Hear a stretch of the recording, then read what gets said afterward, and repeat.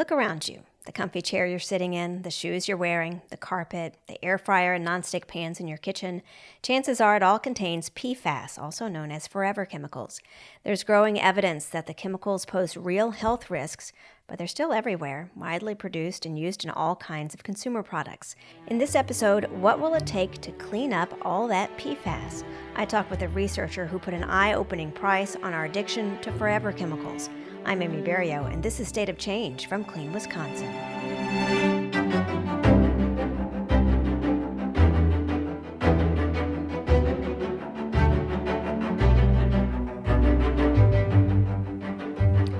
PFAS are called forever chemicals for a reason. They don't break down in the environment. They stick around in our bodies, waterways, soil, sediment, air, plants, animals, and that makes cleaning them up daunting. Joining me is Dr. Ling, Assistant Professor of Civil Engineering at the University of St. Thomas in St. Paul. You've done some research around PFAS cleanup, but first, what made you start looking into these contaminants in particular? I am at the University of St. Thomas now, but just before this, I spent about 10 years in engineering consulting. And when I was working in consulting, I worked mostly for either municipal water treatment plants or industrial wastewater treatment plants. And as I went through that 10 years in consulting, there was an increasing focus on particular clients needing to deal with PFAS. So I started helping people with PFAS treatment plants over the last 5 years or so. And then when I switched into academia, I wanted to take that focus into my research work. For people who may not know, PFAS have been found in a lot of water systems all across the country. How do you get them out of water? They're a little bit challenging to get out. So there's a couple main things about PFAS. They are very persistent, which means that they're hard to break down. That means they don't break down naturally in the environment, but it also means when we engineer things that we try to destroy them, they take a lot of energy to break down. The other thing is that PFAS are very mobile and water soluble. So they like being in the water. So if we're trying to get them out of water so that they're not in our drinking water, you have to use kind of specialized methods to do that. So the typical way to get them out of drinking water is to use a big tank that's full of granular activated carbon. And what that is it's like if you took fancy charcoal and you crushed it up to the size of sand, you put it in these big tanks and then you run water through it. And then the PFAS sticks to the carbon for a while. And it kind of sticks to the carbon until there's too much that's stuck on the carbon and then it starts passing through. So it works really well, but you have to pay attention to the point at which there's too much of it on the carbon and then it doesn't work anymore. So PFAS can be removed from water, and that sounds pretty good, but what are the big picture problems with that from your perspective? Yeah, there's a couple main problems with it. The first is that it's pretty expensive to do. So our drinking water treatment plants typically don't have this level of treatment in them. In order to put water through that type of filter, it needs to be relatively clean. You have to build these extra tanks. You have to pressurize them and use the energy to pump them through. And then probably the biggest cost associated with it is you need to change out that media once it's all used up. So once it's all full of PFAS, you basically need to take it all out of the tank, send it somewhere and put new stuff in the tank. And so buying the new stuff is expensive, and then sending it somewhere where it's actually disposed of in a responsible way is also expensive. So once you came over to academia and the University of St. Thomas and you thought, I want to look at something related to PFAS, these forever chemicals that are, all around us all the time and still being manufactured, you decided to look at the cost of getting rid of these chemicals. What exactly did you look at? Yeah, so I teach environmental engineering, and one of the things that environmental engineers are concerned with is in a system, what comes in and what comes out.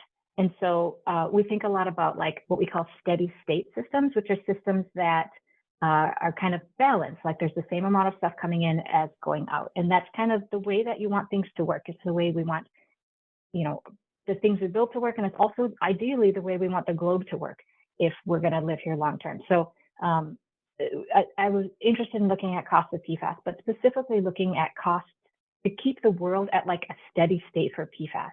One of the issues with PFAS is that we make a lot of them, and because they don't degrade in the environment naturally, any PFAS that we put out there is basically just building up and building up and building up. So if we continue to make them and use them, the concentration and the amount of PFAS in the environment just builds up forever. It doesn't go away.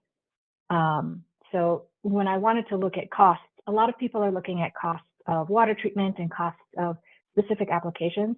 What I really wanted to understand was the cost of managing PFAS in the environment of the globe as a whole.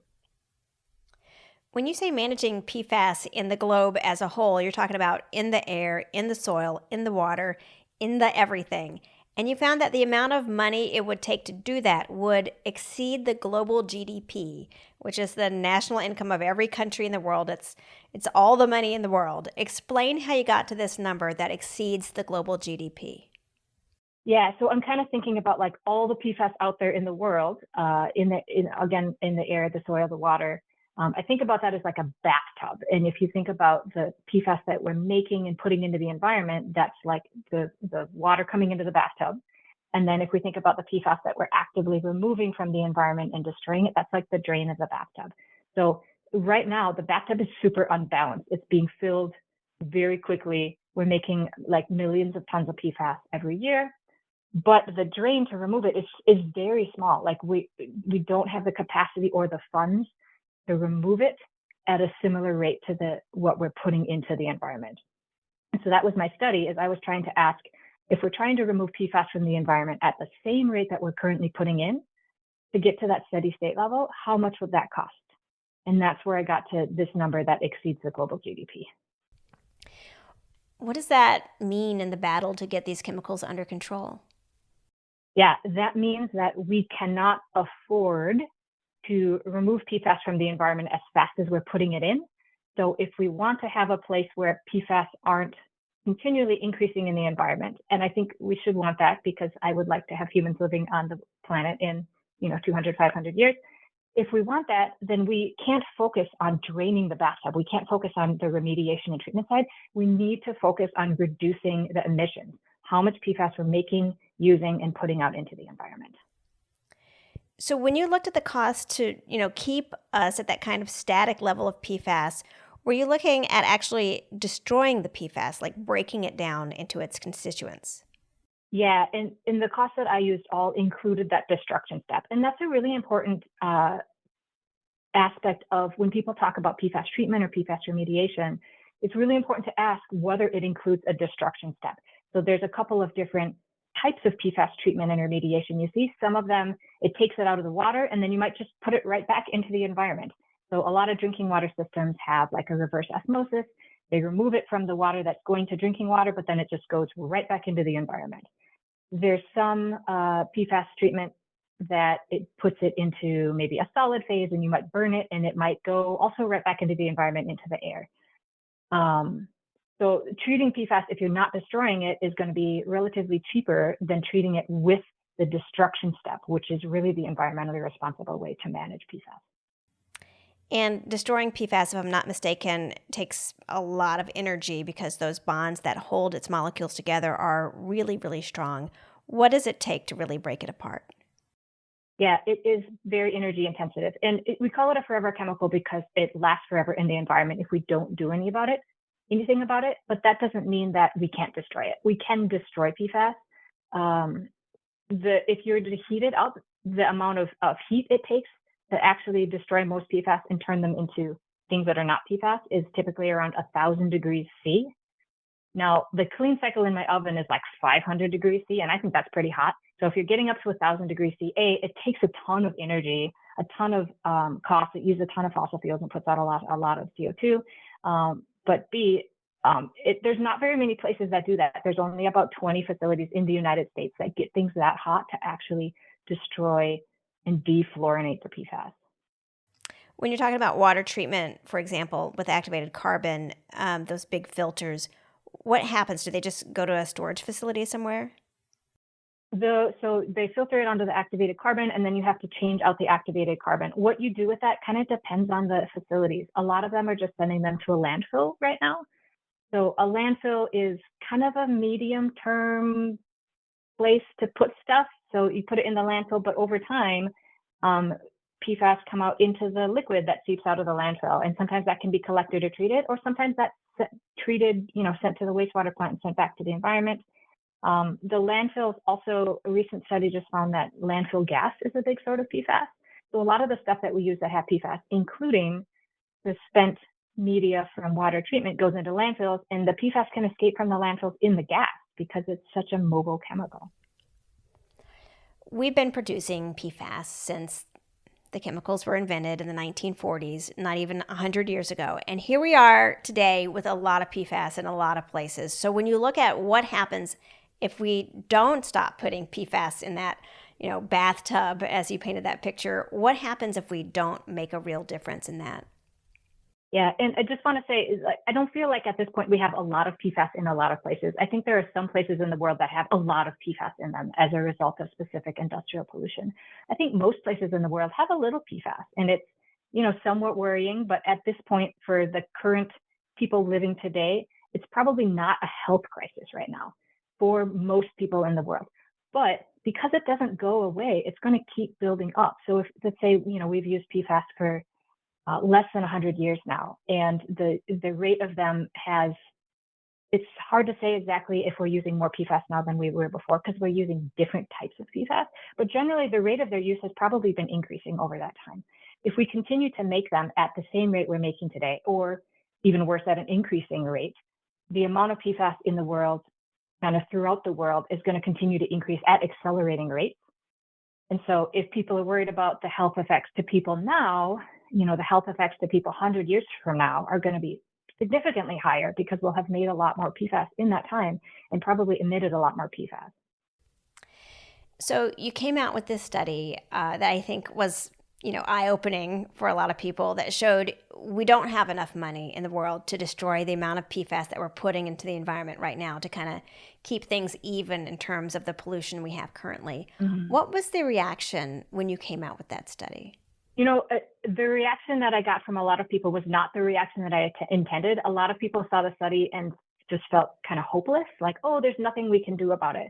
Whereas what I intended was the opposite. My intent was to inspire hope and action in reducing how much PFAS we're putting into the environment. So it was meant to just really shift the focus from, we're going to treat all the PFAS in the world and that's the answer. No, that's not the answer. We cannot afford to do that.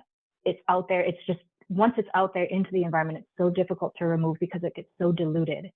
So let's turn around and focus on the PFAS we're making, reducing how much we're emitting with the PFAS that we're making. And in places where we don't need to use as much PFAS, let's not use PFAS in those applications. You've touched on in some of your writing and discussions, where do we go from here? First in terms of protecting yourself and your kids or your family, what are the steps that you would advise people to take? Yeah, so in terms of the PFAS that people get into their bodies, people talk a lot about drinking water, but drinking water accounts for less than 10 or 20% of how much PFAS most people get into their bodies. So the PFAS that gets into your bodies is mostly from food that you eat. There's PFAS in a lot of pesticides. There's PFAS in a lot of food packaging. And also from dust in your house that you breathe in your house and workplace. So most of those things are related to stuff that we buy. So if you want to protect yourself and your family from PFAS exposure right now, best things to do are to look up PFAS-free products and brands and try to buy from those things, especially for things that are contacting your skin. So things like cosmetics, like sunscreens, like food packaging, things that you're eating, if you can buy foods that aren't made with pesticides, that would be an advantage as well. So really kind of focusing on what you're purchasing and if you can purchase them PFAS-free. I think PFAS-free is starting to get harder and harder. It feels like they're getting put into everything. It's one thing, to have them in firefighting foam for jet fuel fires, although there seem to be some emerging different types of chemicals that may be used for that. But if I look around this room right now, I can find all kinds of things that probably contain PFAS. The cushion of the chair I'm sitting in, I have a skirt on that appears to be somewhat water or stain resistant for some reason. My shoes are water resistant. So it feels hard or next to impossible to get PFAS out of your life. There is no labeling requirement. You have to be like a detective to limit your exposure. Yeah, PFAS are in a lot of things we use. And I hope that like consumers should be aware of what they're using, but I'm hoping that consumer vigilance on PFAS is kind of a short-term thing as we phase them out of consumer products. So there are laws in place now that are currently being enacted to phase PFAS out of products in certain states. The European Union has been working on PFAS restrictions as well. One of the important things about our societal response to PFAS is that we need to address PFAS as a class of chemicals because they're all persistent. A lot of the work by the United States EPA has focused on, PFOS, PFOA, a couple others. So a small group of chemicals that we know the toxicity data for, that we've had a lot of data for, that have been around for a long time. And they're focusing just on those specific PFAS, but there are millions of PFAS out there, and they can all change into different types of PFAS into the environment. And they're all persistent. So they're all problematic. So one key thing about these legislations coming up is they need to address PFAS as a class. But some of the things that I think are being successful, for example, in the state of Minnesota where I live, there is a PFAS use restriction that is currently going into effect. The Minnesota Pollution Control Agency is working hard on trying to figure out what that looks like and how it's going to work.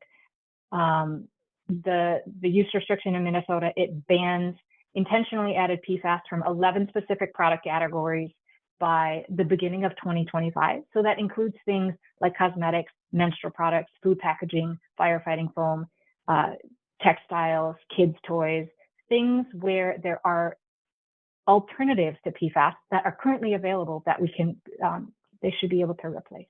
And then by 2032, the goal in Minnesota is to ban all PFAS that are not currently unavoidable. So there's a couple of complications in there. The first is figuring out what PFAS are intentionally added. PFAS are so pervasive in our supply chain that they're in a lot of products that might not be there for a specific function. So I think understanding and sampling and collecting that data is something that we need to do. And the second is this currently unavoidable use issue. And you mentioned it a little bit with the firefighting foams. I think in a lot of firefighting foam applications, we can replace PFAS with something else, but in others that are very high hazard, maybe we shouldn't. And they're used a lot in semiconductors, they're used in some pharmaceuticals. So I think identifying the place where PFAS do more good than harm and keeping them in those places, at least for now, until we have the research and development alternatives to replace them. So I guess, does the fight against PFAS need to go even higher to the actual chemical companies themselves that are producing these? I mean, you're in Minnesota, the home of 3M, that has faced lawsuits over PFAS chemicals that it has produced and disposed of in the Twin Cities area. Is there any hope that regulations can happen that really target the manufacture of these chemicals? That's a good question. I think, 3M, for example, has promised to phase out all PFAS by 2025. I know that's coming up, so I haven't actually kept up on what the status of that is, but that's a good start. There are only less than 30 companies in the world that are making PFAS at a big amount, and then it goes into the supply chain and into all the products that we use. So I think that could be a potential, but I think, again, it hinges on the currently unavoidable uses, or sometimes called essential uses. If there's places where we still need to keep making PFAS, we probably still need them in some places. So I think it's looking at the initial manufacturers of PFAS as well as the entire supply chain to understand where does all the PFAS come from and where is it going and where does it not need to be going.